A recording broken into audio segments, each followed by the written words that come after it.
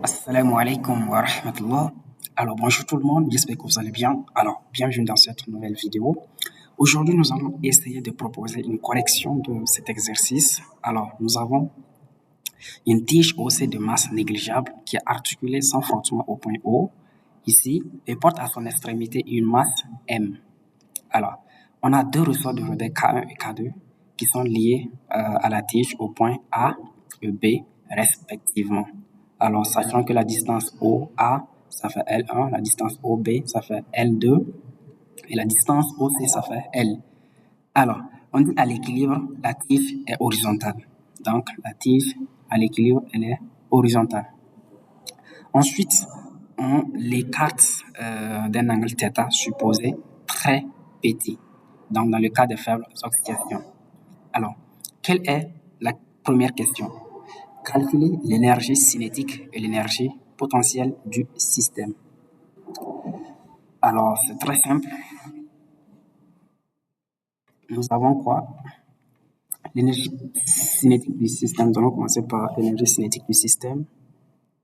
Hein? Donc, le EC. Le EC, c'est quoi? C'est 1 demi M fois la vitesse au carré. Alors, initialement, le système, la masse était ici, à l'horizontale. Donc, à un instant T, il se retrouve là. Donc, la distance ici, nous avons un Y. Donc, nous allons prendre Y. C'est dit que Y point au carré. Alors, c'est quoi Y? Y, ça fait quoi? En fonction de θ, donc ça fait L sinus θ. Donc, ça fait L sinus θ. Alors, comme je l'ai dit dans les vidéos récentes, dans le cas de faibles oscillations, vous avez les approximations suivantes. Donc, nous avons sinus θ qui est égal à θ et le cosinus θ qui est égal à 1 moins θ carré sur 2. Donc, pour les énergies, on fait ces approximations. Alors, le L sinus θ va être égal à L θ. Alors, ce qui veut dire que le Y point, donc c'est L θ point. Donc, ce qui veut dire que notre énergie cinétique, c'est quoi? Donc, c'est 1 demi multiplié par M L carré θ point au carré. Alors, donc voici l'expression de notre énergie cinétique. Alors, on passe maintenant à l'énergie potentielle. Donc, l'énergie potentielle, ici, nous avons quoi? Nous avons deux ressorts K1 et K2. Alors, donc, l'énergie potentielle de notre système, c'est juste 1 demi K1 multiplié en fait par le déplacement engendré en fait. Donc, K1, ici, on a Y1. Donc, on va prendre Y1 au carré plus 1 demi K2 multiplié par Y2 au carré.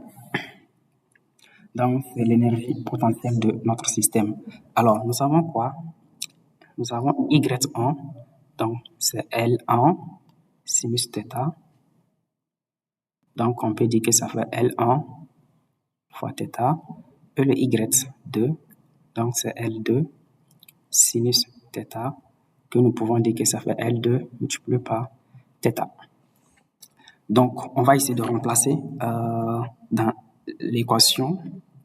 Donc, ça me donne 1 demi K1, donc Y1 carré, c'est-à-dire L1 au carré, θ carré, plus 1 demi K2, donc L2 carré, multiplié par θ au carré. Alors, voici l'expression de l'énergie potentielle de notre système. Alors, certains me diront, mais pourquoi on n'a pas considéré en fait l'énergie potentielle de la masse? Puisque, bon, à un instant T, si on prend par exemple ici, comme l'origine des énergies potentielles, c'est-à-dire à ce point l'énergie potentielle, ça fait 0. Donc, à un instant T quelconque, donc la masse se trouve à une certaine hauteur en fait. Alors, ici, l'astuce que je vais partager avec vous, c'est lorsque en fait, vous avez l'énergie potentielle de la masse, l'énergie potentielle de la masse s'écrit par exemple mg, donc plus ou moins mg multiplié par θ. Alors, il faut négliger en fait. Donc, il ne faut même pas prendre en compte. Pourquoi? Je vais vous le dire après. Par exemple, ici, dans notre cas, l'énergie potentielle, c'est quoi? Donc, si on prend ici comme l'origine, comme je viens de le dire, donc à un instant T, il va se retrouver ici. Donc, l'énergie potentielle de la masse, l'énergie potentielle va être égale à quoi? Donc, c'est moins mg fois h, donc fois le y. Y, ça fait L, donc L sinus θ, donc ça fait L θ. Donc, le moins parce que, en fait, le système se trouve en bas, en fait. Donc, si on prend le sens positif ici, donc ça, c'est 0. Donc, lorsqu'il se trouve en bas, on a un signe moins. Ici, nous avons mg, L, θ. Donc, lorsque nous avons un seul θ, donc, il ne faut pas le prendre en compte, en fait, parce qu'ils vont être simplifiés, en fait, par l'état, les énergies, en fait, potentielles, statiques, en équilibre, en fait, pour les deux ressorts.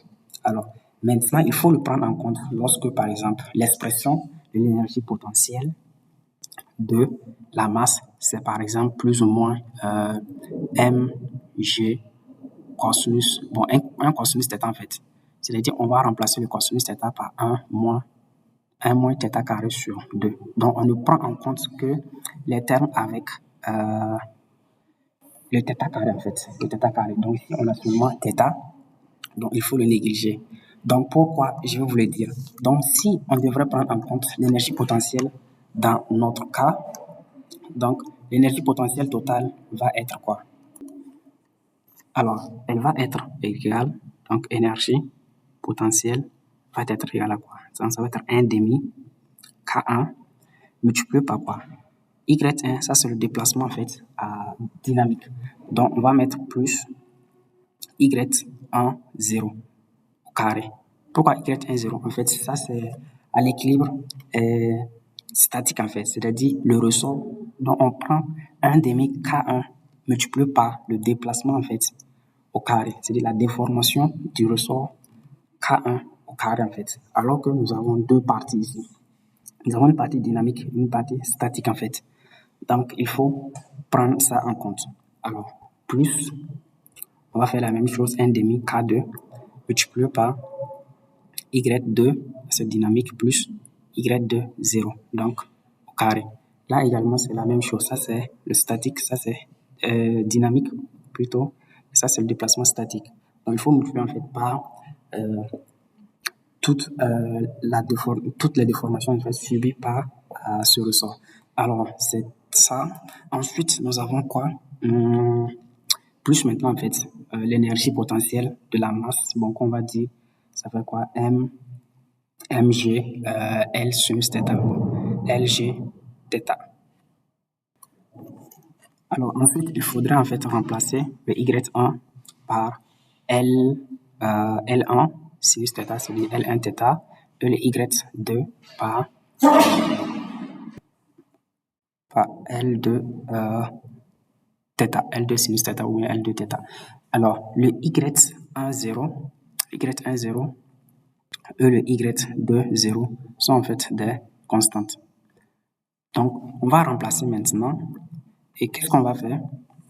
Lorsqu'on remplace, on obtient donc 1 demi K1, donc L1 θ plus Y1 0 carré plus 1 demi K2 L2 θ plus Y2 0 carré moins mg L θ. Alors, il y a une chose que vous devez savoir, c'est que la dérivée, en fait, la dérivée de l'énergie potentielle, donc par rapport ici à θ, la variable c'est θ, à l'équilibre statique, c'est-à-dire lorsqu'il n'y a pas de rotation, c'est-à-dire lorsque θ est égal à 0. Parce qu'on a dit à l'équilibre, donc il est horizontal, c'est-à-dire il n'y a pas d'angle en fait de rotation. C'est-à-dire la dérivée de l'énergie potentielle par rapport à la variable θ à l'équilibre est égal à 0. Donc, vous allez dériver en fait toute cette expression donc, par rapport à θ. Donc, on retrouve après dérivation Donc, voici ce qu'on obtient après dérivation. Donc, vous dérivez seulement par rapport à θ. Donc, vous allez obtenir ça. Donc, il faut prendre en compte également que ici, le θ égale à 0. Donc, vous allez remplacer le θ par 0. Donc, ici, le Ln θ va être nul. Ici aussi, ça va être nul. Donc, ce qui reste, c'est K1, L1, Y1, 0, plus K2, L2, Y2, 0. Donc, moins le MGL est égal à 0. Donc, c'est ça. Donc, c'est-à-dire que, on peut dire que K1, L1, Y1, 0, plus K2, L2, Y2, 0 est égal à quoi? MGL. Donc, si vous remplacez en fait cette expression, c'est-à-dire si vous revenez ici, vous prenez cette expression, l'énergie potentielle, et vous remplacez le MGL par ce que nous venons de trouver, c'est-à-dire le MGL par ça. Donc, il y aura des simplifications qui vont se faire ici.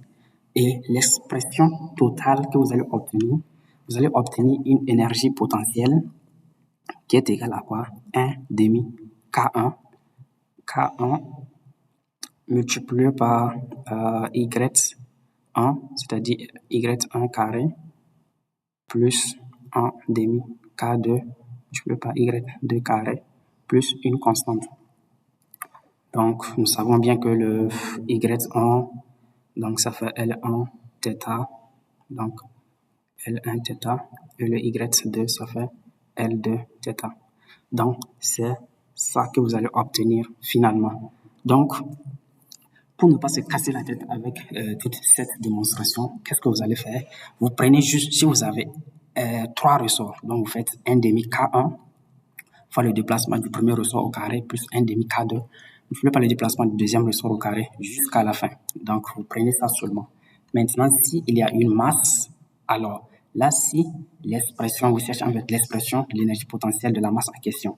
Donc, si, comme je l'ai dit ici, si cette énergie potentielle s'écrit avec un seul θ ou bien avec un seul x, par exemple, si c'est mgx ou bien c'est mglθ, donc vous négligez en fait, donc ne prenez pas en compte cette énergie potentielle. Mais par contre, si l'énergie potentielle s'écrit sous la forme mg cosinus θ ou bien donc mgx carré, donc là, il faut vraiment prendre en compte dans l'expression de votre énergie potentielle. Alors, donc, dans la deuxième question, on demande de déduire le Lagrangien. D'accord.